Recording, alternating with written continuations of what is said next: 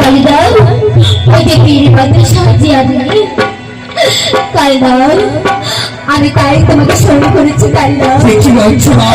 তাই বলছি কালিদাও না মা, এই কাজ আমি করতে পারবো না মা, আমি কি করতে পারবো না মা, না। কালিদাও বাবা কালিদাও